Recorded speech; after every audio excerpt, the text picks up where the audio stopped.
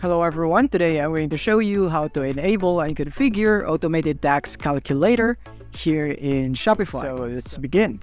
So first of all, what we need to do to go into the tax settings here in Shopify is simply by clicking the button at the bottom left. It says settings right there, and so click on it.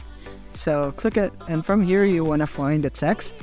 I'm in the tax right here, so let's go find the tax options right here.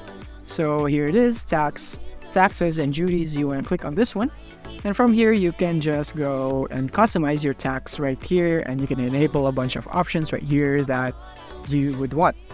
So first off, right here is the manage sales tax collection. So if you haven't already, you can create a shipping zone right here in the regions that you are liable in, then find the region in the list and select it to manage its tax settings. If you're unsure about where you're liable, check with a tax professional. So this is very subjective depending on where you live.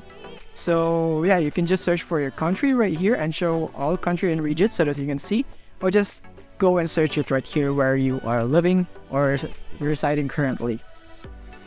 And after that, at the bottom, at the next one is go here for a summary of your collected taxes. You can also review your taxes report if you ever need this right here. You can just click on it, and you have the duties and import taxes right here. So you can compare plans, but as you can see, it is only available for advanced Shopify. So you need to upgrade your account if you want to avail this feature right here to collect duties and import taxes at checkout for regions or countries you ship to. So yeah, you need this.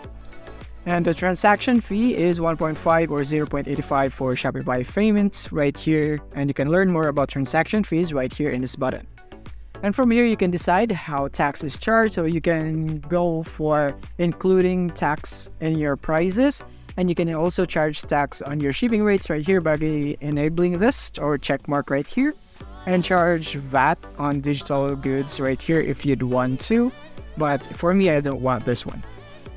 And yeah, this is basically the settings here in Shopify. As you can see, in the past, we don't have this in Shopify, which made us really hard on solving our problems regarding taxes here in Shopify, but now you can just do it right here. And that's basically it for this video. I hope this fun video helped you out.